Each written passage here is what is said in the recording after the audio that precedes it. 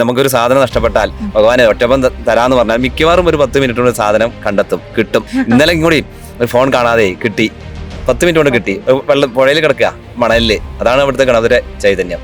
ഒരുപാട് പേരാണ് മഹാമാഘ മഹോത്സവത്തിന്റെ ഭാഗമാവാൻ വേണ്ടിയിട്ട് വിവിധ ഭാഗങ്ങളിൽ നിന്ന് തിരുനാവായിലേക്ക് എത്തിച്ചേരുന്നത്. നമ്മൾ ഇവിടെ നടത്തുന്ന ഒരു പൂജകളല്ല, ഒരു ആഘോഷങ്ങളല്ല, ഉത്സവങ്ങളല്ല. പഞ്ചഭൂതാത്മകമായ ആ ഊർജത്തെ ഓരോരുത്തരെയും സംക്ഷീകരിക്കാനുള്ള സമ്പ്രദായമാണ്. എല്ലാ വിഭാഗക്കാരെയും കൂട്ടിയിണക്കിക്കൊണ്ടുള്ള ഒരു സമ്പ്രദായമാണ്. ഇതൊരു ഊർജ്ജ സ്രോതസ്സാണ്.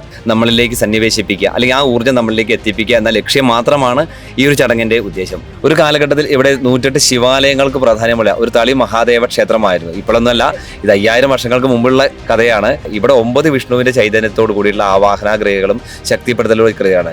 അപ്പൊ ആയതുകൊണ്ട് തന്നെയാണ് ഇവിടെ ബലിക്കും പ്രാധാന്യം.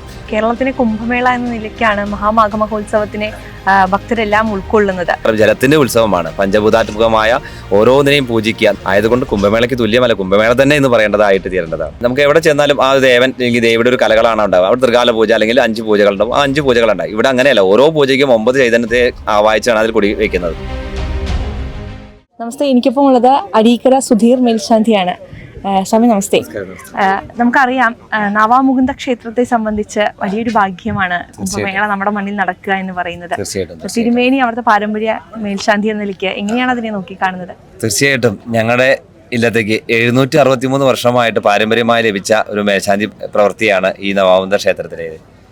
കഴിഞ്ഞ ഏതാനും വർഷങ്ങളായി, ചുരുക്കി പറഞ്ഞാൽ 2016 മുതൽ തുടങ്ങിയതാണ്. ഞങ്ങൾ 2-3 പേർ, അല്ലെങ്കിൽ 7 പേര് തുടങ്ങിയതാണ് ഈ നിളാരതിയുടെ നിളാപൂജകൾ.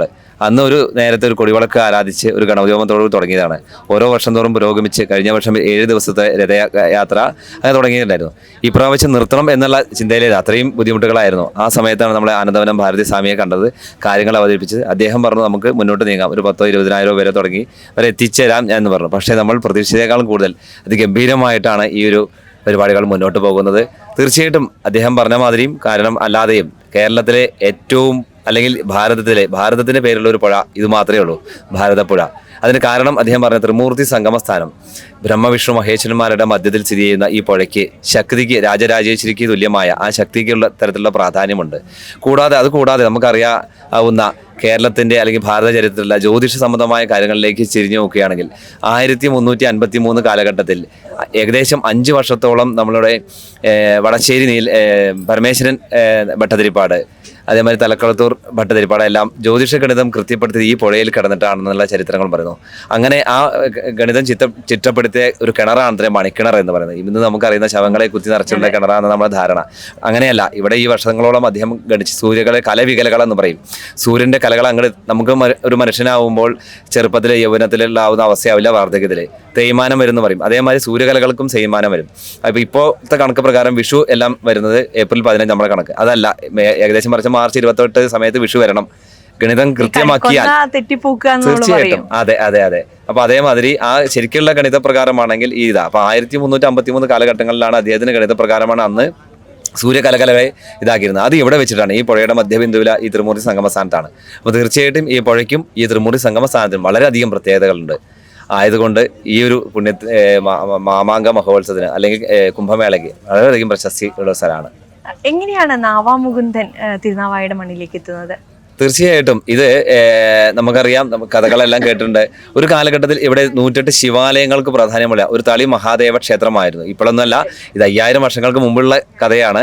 ആദ്യം നവാമുകുന്ദൻ ഇവിടെ ഇല്ല, തളി മഹാദേവർ എന്ന് പറയും. തൊട്ടടുത്ത് ഒരു കൊടക്കലിൽ എന്ന് പറയുന്നത് നമ്മളിപ്പോൾ ഇന്ന് അന്നദാനം കഴിക്കുന്ന ആ ഭാഗത്തല്ല, അത് നശിക്കപ്പെട്ടതോ ആണ്. ആ നശിക്കപ്പെട്ടതിന് ശേഷമാണ് പരശുരാമര് അല്ലെങ്കിൽ അവിടെ 8 സാളഗ്രാമങ്ങൾ കൊടുത്തേക്കുകയും 9 ശിഷ്യന്മാരുടെ കയ്യിൽ കൊടുത്തേക്കും പുണ്യമായ ഒരു സങ്കേതത്തിൽ പ്രതിഷ്ഠിക്കാൻ പറയുകയും അങ്ങനെ 8 സാളഗ്രാമങ്ങളുമായി വന്ന് ഓരോരുത്തരും ഈ പുണ്യസങ്കേതത്തിൽ പ്രതിഷ്ഠ നടത്തുകയും അതെല്ലാം അന്തർധാനം ചെയ്യുകയാണ് ഉണ്ടായത്. 9ാമത്തെ ശിഷ്യർ വന്ന് പ്രതിഷ്ഠിക്കാൻ ശ്രമിച്ചപ്പോൾ ഇങ്ങനെ മനസ്സിലാക്കുകയും അദ്ദേഹം ഗുരുനാഥരെ അറിയിച്ചപ്പോൾ അതിന് കാരണം മനസ്സിലാക്കിയ ആ പരശുരാമർ അല്ലെങ്കിൽ ആ ഗുരുനാഥൻ അതിനുള്ള പ്രായശ്ചിത്തങ്ങളെ എന്നോണം ശ്രീചക്ര സംവിധാനത്തിലുള്ള ആ ശക്തിക്ക് പ്രാധാന്യം കൊടുക്കുകയും കൂടാതെ വിളക്കുമാല പായസം എന്നുള്ള വഴിപാടുകൾ നിശ്ചയിക്കുകയും അതിനുശേഷം ഈ വിഗ്രഹം നിലനിന്നു എന്നാണ് നമുക്കുള്ള ഇത്. എന്തായാലും അത്രയും 9 വിഷ്ണുവിന്റെ സാധാരണ നമുക്ക് ഗുരുവായൂരും അനന്തപത്മനാഭസ്വാമിയും എങ്ങനെയാലും എല്ലാ ക്ഷേത്രങ്ങളും ആ വിഷ്ണു സമ്പ്രദായത്തിൽ ഒരു പൂജ നടക്കുക. ഇവിടെ 9 വിഷ്ണുവിന്റെ ചൈതന്യത്തോട് കൂടിയുള്ള ആവാഹന ക്രിയകളും ശക്തിപ്പെടുത്തലുള്ള ക്രിയയാണ്. അപ്പോൾ ആയതുകൊണ്ട് തന്നെയാണ് ഇവിടെ ബലിക്കും പ്രാധാന്യം. പരശുരാമര് 21 ക്ഷത്രിയ നിഗ്രഹം കഴിഞ്ഞ ശേഷം ആ ആത്മാക്കൾക്ക് മോക്ഷം കിട്ടാതെ ഇവിടെ വന്ന് ബലികർമ്മം നടത്തിയപ്പോൾ അദ്ദേഹത്തിന് ആത്മാക്കൾക്ക് മോക്ഷം കിട്ടി. അതിന് കാരണം പറഞ്ഞപ്പോൾ കാരണം അന്വേഷിച്ചപ്പോൾ ധ്യാനിച്ചപ്പോൾ അദ്ദേഹത്തിന് മനസ്സിലായി ഇവിടേക്ക് അത്രയും 9 വിഷ്ണു ചൈതന്യമുണ്ട്. കൂടാതെ ത്രിമൂർത്തി സംഗമ സ്ഥാനമാണ്. നമുക്ക് അതിൽ തന്നെ അറിയാം ബ്രഹ്മദേവന്റെ കഥ. ബ്രഹ്മദേവന് ലോകത്തിൽ എവിടെയും ക്ഷേത്രങ്ങൾ ഉണ്ടാവില്ല. ബ്രഹ്മദേവനെ പൂജിക്കാൻ പാടില്ല എന്നുള്ളൊരു ശാപം ആണത്ര അതിന് കാരണം. പക്ഷേ ഒരു യജമാനൻ അല്ലെങ്കിൽ നമുക്കറിയാം യാഗങ്ങൾ, അതിരാത്രം സോമയാഗം, അങ്ങനെ ഒട്ടേറെ യാഗങ്ങൾ കണ്ടിട്ടുണ്ടാവും.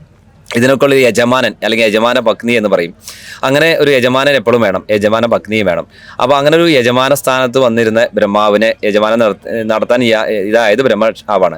ആ യാഗം മുടങ്ങി പോവുകയും ആയതിന്റെ ഫലമായി ബ്രഹ്മാവിന് യാഗം മുടങ്ങിയാൽ അവിടുന്ന് ആ യജമാനെ എണീക്കാൻ അനുവാദമില്ല. അങ്ങനെ ബ്രഹ്മാവിന് ഇവിടെ ഇരിക്കേണ്ടി വരികയാണ് ഉണ്ടായിട്ടുള്ളത്. അതിന് ഇതുകൊണ്ടാണ് ഇവിടെ ബ്രഹ്മാവിന് ക്ഷേത്രവും വന്നത്. അപ്പോൾ അത്രയും പുണ്യമായൊരു സങ്കേതമാണ്. ഇവിടെ തന്നെയാണ് ഇത് നടക്കേണ്ടത്. എന്തായാലും 10 വർഷമായി ഞങ്ങൾ നടത്തിയതിൻ്റെ ആ ഒരു പ്രവർത്തനത്തിന്റെ ഫലം ഈ വർഷം അത് പുണ്യ പ്രാപ്തിയിലേക്ക് എത്തി എന്നത് അതിയായി സന്തോഷിക്കുന്നു.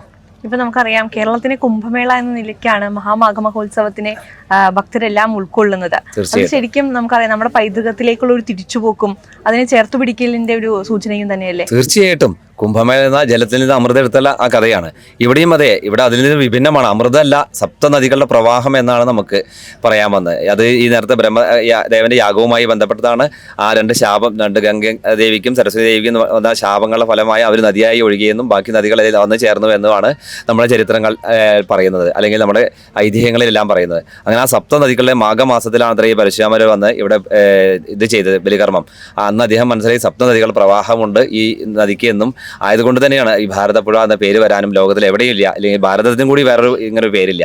അപ്പോൾ ആ ഇത് പ്രകാരം ജലത്തിന്റെ ഉത്സവമാണ്. പഞ്ചഭൂതാത്മകമായ ഓരോന്നിനെയും പൂജിക്കുക. നമ്മുടെ ശരീരവും പഞ്ചഭൂതാത്മകമായ പ്രകൃതിയും പഞ്ചഭൂതാത്മകമാണ്. ആ ഒരു ജലത്തിനെ പൂജിക്കുക നമുക്ക് ഏറ്റവും പ്രധാനമാണ്. ആയതുകൊണ്ട് കുംഭമേളയ്ക്ക് തുല്യമല്ല, കുംഭമേള തന്നെ എന്ന് പറയേണ്ടതായിട്ട് തീരേണ്ടതാണ്. ഇപ്പോൾ മഹാമാഘ മഹോത്സവത്തിന്റെ സംഘാടകരിൽ പ്രധാനമായ ഒരാൾ കൂടിയാണ്. എങ്ങനെയായിരുന്നു ഇതിന്റെ സംഘാടനവുമായി ബന്ധപ്പെട്ടിട്ടുള്ള തുടക്കകാലത്തൊക്കെ എത്രത്തോളം ഇത് വിജയകരമാകുന്നൊക്കെ ചിന്തിച്ചിരുന്നോ? തീർച്ചയായിട്ടും. ഞാൻ നേരത്തെ പറഞ്ഞ പോലെ ഈ ഒരു വൈറ്റിൽ പറയാൻ പറ്റുമോ അറിയില്ല, കഴിഞ്ഞ 4 വർഷത്തോളമായിട്ട് ഞാൻ തന്നെയാണ് ഇതിൻ്റെ എല്ലാം ചുക്കാൻ പിടിച്ചിരുന്നത്, എല്ലാം നടത്തിക്കൊണ്ടുവന്നിരുന്നു. ഏകദേശം 4 ലക്ഷം 5 ലക്ഷം എല്ലാ വർഷവും കടം വരികയാണ് ചെയ്യുക. കഴിഞ്ഞ വർഷം എന്തോ ഭഗവാന്റെ അനുഗ്രഹം കൊണ്ട് 50,000 കടത്തിൽ നിന്നു. ഈ വർഷം എന്താണ് വേണ്ടതെന്ന് ആലോചിക്കുന്ന സമയത്താണ് സ്വാമിജിയായ കോട്ടയ്ക്കൽ ഒരു കാണാനിട വന്നത്, സ്വീകരണത്തിന് ഇട വന്നത്. അദ്ദേഹത്തിനോട് ഈ കാര്യം അവതരിപ്പിച്ചു. അങ്ങനെ അദ്ദേഹം നിർദ്ദേശങ്ങൾ തന്നു, നമുക്ക് നടത്താം. എന്നാലും പല മീറ്റിങ്ങുകളും വേണ്ട എന്നുള്ള തീരുമാനം, പക്ഷേ അദ്ദേഹം വിട്ടു തന്നില്ല. നമുക്ക് നടത്തും എന്ന് തീരുമാനം ഉറച്ചു ഇതാക്കാൻ പറഞ്ഞു. അപ്പോൾ അദ്ദേഹത്തിന് ആ പ്രചോദനവും അദ്ദേഹത്തിന് ആ നിർദ്ദേശവും ആ മാർഗ്ഗനിർദ്ദേശവും അദ്ദേഹത്തിന് ആ ഇതിലുള്ള എന്താ നമ്മളെ ഒരു ആത്മാർത്ഥത എല്ലാം കൂടി വന്നു ചേർന്നപ്പോൾ അത് ഈ ഒരു തരത്തിലേക്ക് എത്തിച്ചേർന്നു. തീർച്ചയായിട്ടും ഇനി വരും വർഷങ്ങൾ ഇതെല്ലാം ഇതിനപ്പുറമായിട്ടുള്ള അവസ്ഥയിലേക്ക് എത്തിച്ചേരുന്നത് തന്നെയാണ് വിശ്വാസം. ഇപ്പൊ നവാമുകുന്ദ ക്ഷേത്രത്തെ കുറിച്ച് ആലോചിക്കുമ്പോൾ വരദായിനിയായി മഹാലക്ഷ്മി കൂടി കുടികൊള്ളുന്ന ക്ഷേത്രമാണ്. തീർച്ചയായിട്ടും. അപ്പോൾ ക്ഷേത്രത്തിന്റെ ഒരു ചൈതന്യത്തെ കുറിച്ചും പ്രാധാന്യത്തെ കുറിച്ചും തീർച്ചയായിട്ടും നമുക്കറിയാം. നേരത്തെ പറഞ്ഞു ഞാൻ മഹാവിഷ്ണുവിന്റെ 9 ചൈതന്യങ്ങളോട് കൂടിയ കലകളാണ്. നമുക്ക് എവിടെ ചെന്നാലും ആ ദേവൻ അല്ലെങ്കിൽ ദേവിയുടെ ഒരു കലകളാണ് ഉണ്ടാവുക. അവിടെ തൃകാല പൂജ അല്ലെങ്കിൽ 5 പൂജകളുണ്ടാവും. ആ 5 പൂജകളുണ്ടാവും. ഇവിടെ അങ്ങനെയല്ല, ഓരോ പൂജയ്ക്കും 9 ചൈതന്യത്തെ ആവാഹിച്ചാണ് അതിൽ കുടി വയ്ക്കുന്നത്. അത് കൂടാതെ അതിൽ ശക്തിയും ശ്രീചക്ര സംവിധാന ശക്തിയും ഉണ്ട്. അതും കൂടാതെ മഹാലക്ഷ്മി കേരളത്തിൽ ഒറ്റയ്ക്ക് വേറെ ഇരിക്കുന്ന ഒരു പുരാതന ക്ഷേത്രം വേറെ ഉണ്ടാവില്ല. ഇപ്പം നമുക്ക് പല ക്ഷേത്രങ്ങളും മഹാലക്ഷ്മി ഉണ്ട്. 5000 വർഷങ്ങൾക്ക് മുമ്പ് വാമഭാഗത്താണ് ലക്ഷ്മി നാരായണ സങ്കല്പത്തിലാണ് ഉണ്ടാവുക. ഇവിടെ ആ ലക്ഷ്മിയെ വേറെ ഭാഗത്ത്, അതായത് വാമഭാഗത്ത് വേറൊരു ഭാഗത്ത് ക്ഷേത്രം പണിത് ഇരുത്തി. അതിനും ഗജേന്ദ്ര മോക്ഷവും എന്നൊരു ഇതുമായിട്ടുള്ള കഥകളുണ്ട്. ഗണപതി ചുരുക്കി പറയുകയാണ്, ഗണപതി താമര ദിവസവും ഭഗവാൻ അർപ്പിച്ചിരുന്നു. അതിൽ അസൂയ പൂണ്ട ലക്ഷ്മി ഒരു ദിവസം താമര കൊടുത്തതും അതിന് വൃദ്ധനായ ഭഗവാൻ നീ അപ്പുറത്ത് പോയിരിക്കുക എന്ന് പറഞ്ഞിട്ടാണ് അത് സ്ഥാനം കൊടുത്തത്. തീർച്ചയായിട്ടും ലക്ഷ്മിക്ക് ഇവിടെ അതും ഒരു ചൈതന്യമുണ്ട്. ലക്ഷ്മി അഭയ വരദമായിട്ട് മുഴുവൻ വരദം എന്നുള്ള സങ്കല്പത്തിലായിരുന്നു ലക്ഷ്മിയുടെ 2 കൈയും. അത് ശങ്കരാചാര്യ ഇവിടെ നാട്ടിൽ വന്നപ്പോൾ അദ്ദേഹത്തിന് മുട്ടുകുത്തിയിട്ടാണ് അദ്ദേഹം പ്രദക്ഷിണം ചെയ്തത്. കാരണം ഇവിടെ 8 വിഗ്രഹം താന്നുപോയി എന്ന സങ്കല്പത്തിലെ. അപ്പോൾ ഇത് കണ്ട നാട്ടിലെ ആൾക്കാർ കളിയാക്കിയെന്നും, അപ്പോൾ നിങ്ങൾക്ക് ഇനി മുഴുവൻ വരദം വേണ്ട, ഒന്ന് അഭയമാവട്ടെ എന്ന് കൈ തട്ടിയ ഒന്ന് അഭയവും ഒന്ന് വരദവും ആക്കിയെന്നാണ്. അപ്പോൾ തീർച്ചയായിട്ടും ആ മഹാലക്ഷ്മി സങ്കേതത്തിൽ വന്ന് അത്രയും പുരാതനമായ അത്രയും ശക്തിവത്തായ മഹാലക്ഷ്മി സങ്കേതത്തിൽ വന്ന് മലർപ്പറ നടത്തുക, ഭാഗ്യസൂക്തം ശ്രീസൂക്തം ഒക്കെ നടത്തി അനവധി പേരുടെ ഭാഗ്യം നടക്കാനും വിവാഹം നടക്കാനും കാര്യസാധ്യം വളരെ വിശേഷമായൊരു സങ്കേതമാണ് ഈ മഹാലക്ഷ്മി സങ്കേതം. വർഷങ്ങളോളമായിട്ട് ഞാൻ 10-20 എനിക്ക് ശബരിമലയ്ക്ക് മേൽശാന്തിയായി കിട്ടാനുള്ള കാരണം തന്നെ ഇവിടെ വർഷങ്ങളായിട്ട് പൂജ ചെയ്തതിൻ്റെ വരുന്ന ഫലമാണ്. ഏതായാലും ആ ലക്ഷ്മിയും ഭഗവാനും ഗണപതിയും അതെ ഗജേന്ദ്രമോക്ഷ സങ്കല്പമാണ്. ഇന്നും അതെ നമുക്കൊരു സാധനം നഷ്ടപ്പെട്ടാൽ ഭഗവാനെ ഒറ്റപ്പം തരാമെന്ന് പറഞ്ഞാൽ മിക്കവാറും ഒരു 10 മിനിറ്റ് കൊണ്ട് സാധനം കിട്ടും. അത് എന്നെ മാത്രമല്ല എൻ്റെ ഭാര്യയും കൂടി എപ്പോഴും പറയും. അത് ഇന്നലെ കൂടി ഒരു ഫോൺ കാണാതെ കിട്ടി, 10 മിനിറ്റ് കൊണ്ട് കിട്ടി. പുഴയിൽ കിടക്കുക മണലില്. അതാണ് ഇവിടുത്തെ ഗണപതിയുടെ ചൈതന്യം.